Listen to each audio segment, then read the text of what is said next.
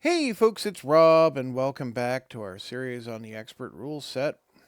When we were last here, we were still in the clerical spells. We had just finished level 4 spells, and we were preparing to move to level 5 spells. Now, I will say that we'll finish clerical spells today, and we're going to do the fighter, which is basically going to be a huge contrast in volume of content. Uh, And I think for today it'll be easier if I put up the PDF for a moment. So we'll do that. There we go.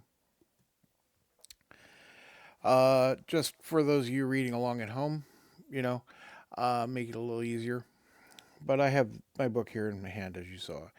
Um, so to cast a 5th level spell, you're going to need to be at least a 10th level cleric. And when we get to 6th level spells, make that a 12th level cleric. So we're not talking about newbies here. And that should also help illustrate just how difficult it is to come by some of these spells that a party might want. Because we're definitely going to read one or two that they may want or to use, right? Um, and, you know, so you're not just going to be usually tripping over clerics who have these capabilities. These are name level, high level clerics. So, 5th level clerical spells. Let's start down here at the bottom with Commune. Range 0, cleric only. Duration 3 turns. Effect 3 questions. So you get 30 minutes to ask 3 questions. This spell allows the cleric to ask questions of greater powers, the DM, mythological deities, etc. The cleric may ask 3 questions that can be answered yes or no. However, a cleric may commune only once a week. If this spell is used too often, the DM may wish to limit its use to once a month. Once a year, the cleric may ask twice the normal number of questions. Keep track of that how you'd like. Uh, and, yes or no questions. It's going to be entirely dependent on the player, what they're asking. Uh, give honest answers, right? But they're just yes or no's. Next up is create food. You don't think this is terribly important right now, but trust me, if you're needing to do any of the mass warfare stuff, create food gets real handy. Create food, range 10 feet, duration permanent. You're just literally creating food.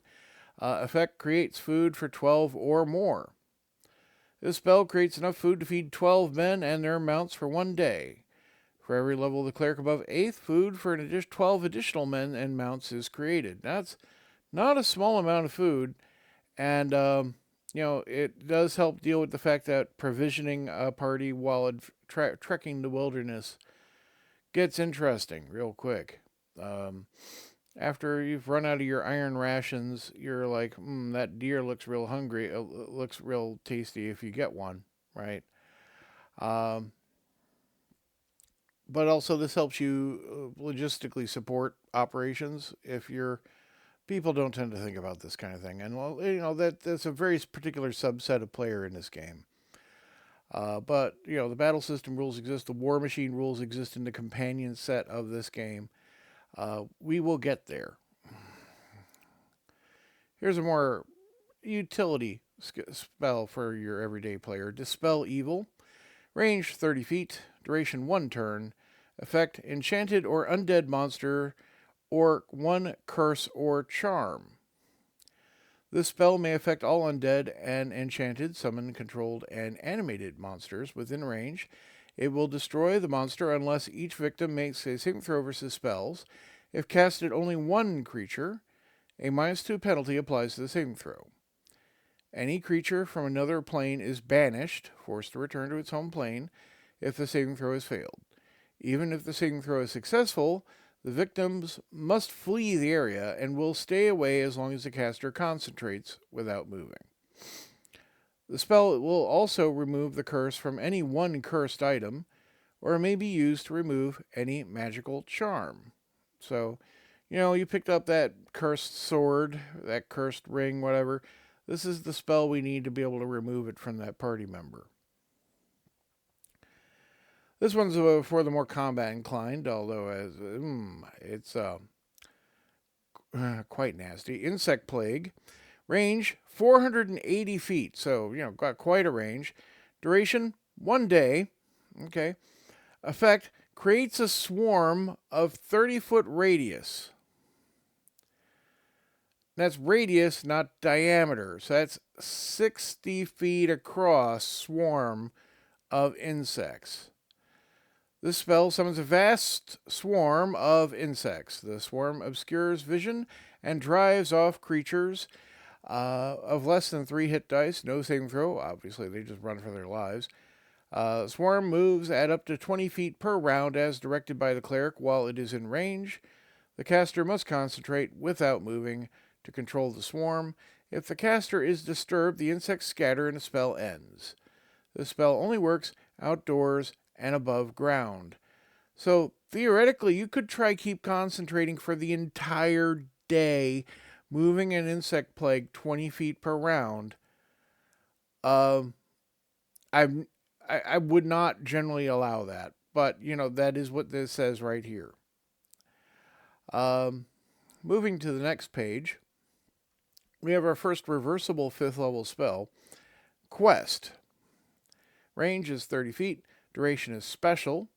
Effect compels one living creature.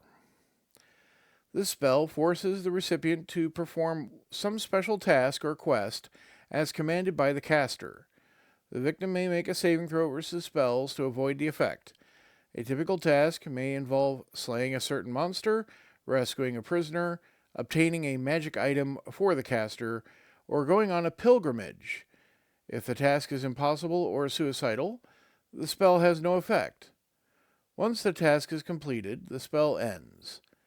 Any victim refusing to go on the quest is cursed until the quest is continued. The type of curse is decided by the DM, but may be double normal strength. The reverse of the spell, Remove Quest, may be used to dispel an unwanted quest or a quest-related curse. The chance of success is 50%, reduced by 5% for every level of the caster below that of the caster of the quest spell. The example given is an 11th level cleric attempting to remove a quest from a 13th level cleric has a 40% chance of success. Is that evil to reverse the quest spell? You be the judge. And finally, our headliner for this round, Raise Dead, which is also reversible. Range 120 feet. Duration permanent, you don't say. Effect body of one human or demi-human. So, we're not using this on monsters, we're using this on humans and demi-humans. By means of this spell, the cleric can raise any human, dwarf, halfling, or elf from the dead. It's very specific. The body must be present, and if part is missing, the raised character may be disabled in some way. An 8th level cleric can raise the body that has been dead for up to 4 days. Now, that's very interesting because you have to be a 10th level cleric to cast this spell. But perhaps you have a scroll, I guess.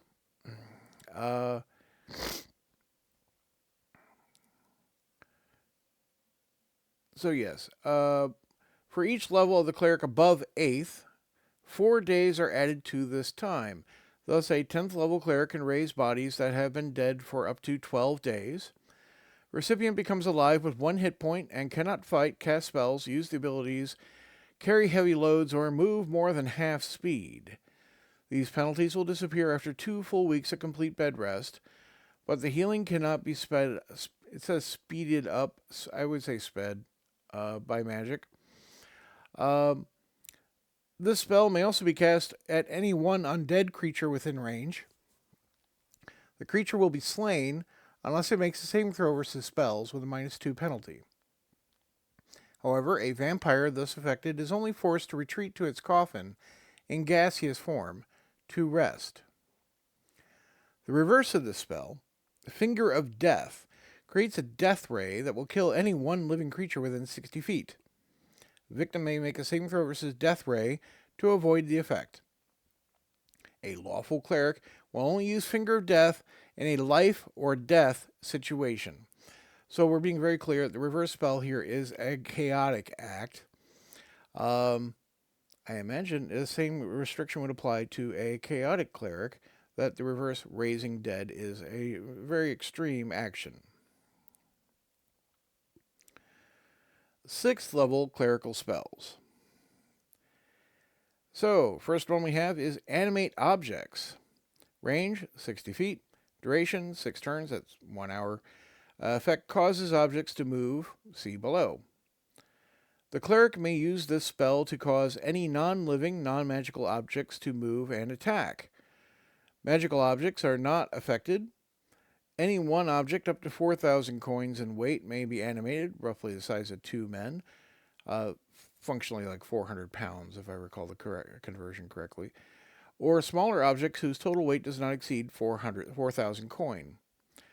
The DM must decide on the movement rate, number of attacks, damage, and other combat details of the objects animated. As a guideline, a man-sized statue may have a 3-inch movement rate once per round for 2 to 6 attack once per round for 2 to 16 points of damage, and have an armor class of 1.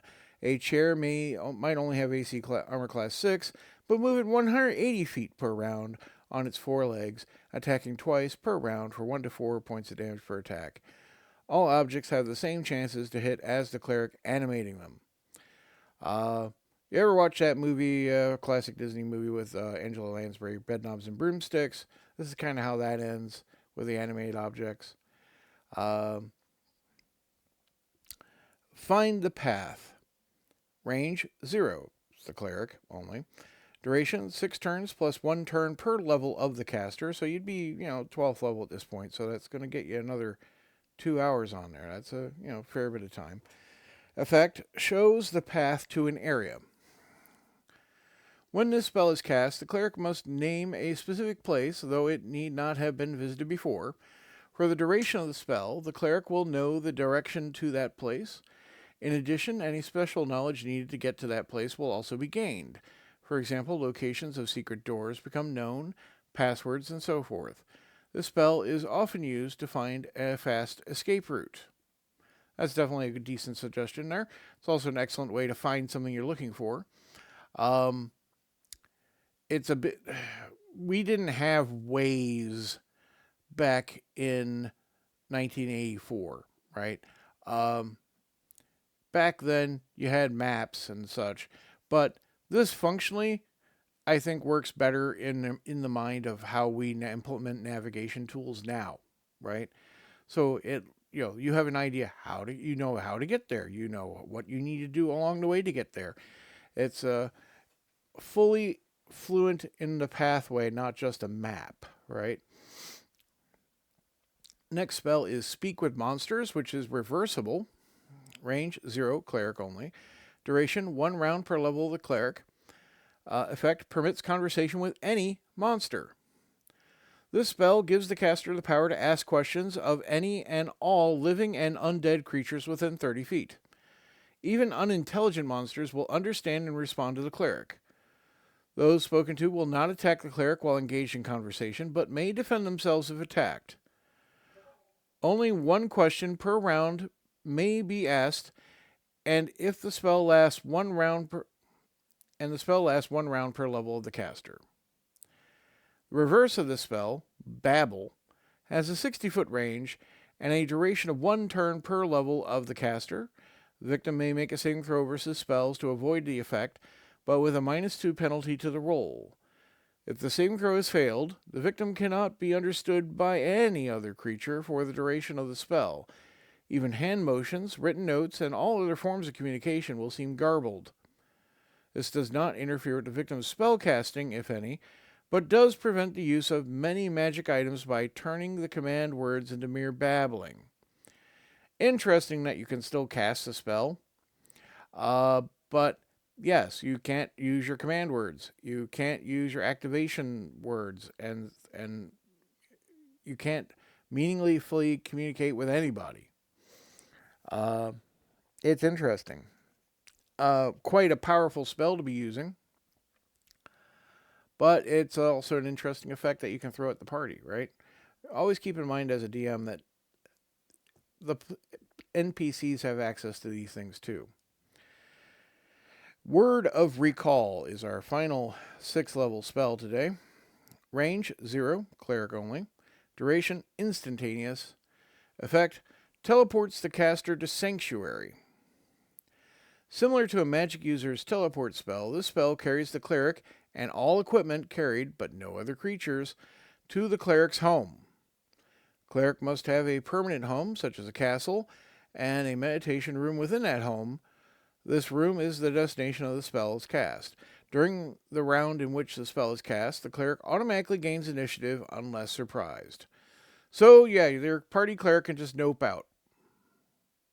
Bam, gone. See you losers later. Expect your party to not be super happy with you if you do that. Please note that there is no equivalent to get you back to your party, right? So you leave, you've left. You're back home. You went, screw you guys, I'm going home, and you went home. Yeah, so unlike teleport, where you could cast another one to get back, conceivably, this is just you left. Now, admittedly, there's no range on this. You just go wherever you are in the world, you can go home. And considering it is a very high level spell, I imagine you're not using that just to get back from the shop, doing the grocery shopping. But, it is a fine spell to use for your nasty, evil NPC cleric who needs to get away at that last moment because they're on top of him. They're about to win. The party's about to win. They're about to seize him or kill him. Boom. He's back home. Wherever that home is. Clearly, he's not encountering the party at home, right? That's how you, as a DM, may want to use that. Let's flip the page here. And we're going to return to our next character class, which is Fighter. As you can see, we don't even get the whole page for the Fighter, which is kind of sad. And here we have, again, more lovely Elmore art. This, clearly seen a few things Fighter is, getting up there in experience. Fighter. Fighters may advance as high as 36th level. Their rapid advances, both in combat ability and their amount of hit points, make them natural leaders for the normal human settlements. High-level fighters usually spend their time training and leading men-at-arms, clearing the wilderness of monsters and expanding the human settlements. A fighter with enough money may build a castle regardless of level. When a fighter reaches name level, the character is eligible for a selection as a baron or baroness. Now, you may have thought you need to hit 9th level to start building a castle. Oh, no, sir. No. Your fighter, as can a halfling, I'll point out, can start a stronghold immediately if they have the money to do so. So, if your party has found some ruined castle somewhere, and they've decided, you know what, after they've cleaned the place out of demi-humans and, of humanoid monsters and whatnot, they go, you know what, I'm fixing this place up. They spend their money on fixing it up. It's theirs. They can do that. What is the real problem with doing that is how politically they do that in the game, right? And that's its whole other thing of you needing to run your game the way you want to run your game. But, if that's something that your party members want, you should go with it, honestly. Try to find ways to say yes to your party members if they're being reasonable or doing things that the game allows for, right? Now, we have added here two, I'm going to call them combat maneuvers that were not previously described for the fighter. And these don't come up all that often, but, it is good to have them in the toolbox, as it were. Lance combat. When in combat on horseback, many fighters use a special long spear called a lance. You'll have seen it at medieval times. But, not in this case, these aren't blunt. If the fighter's horse runs for 20 yards or more before an attack, the lance will inflict double damage. Without room to charge, the lance can be thrust as a spear for normal damage. Other human classes cannot use a lance effectively. Magical and silver-coated lances are very rare. And spear combat. Many fighters carry a normal spear in addition to other weapons. If a monster charges, that is, runs for 20 feet indoors or 20 yards outdoors, before its attack, the fighter may set the spear. This is holding a spear firm against 1 foot to defend against the attack. A spear cannot be set on horseback. If the charge is by surprise, there is no time to set the spear. If the spear hits, double damage is inflicted.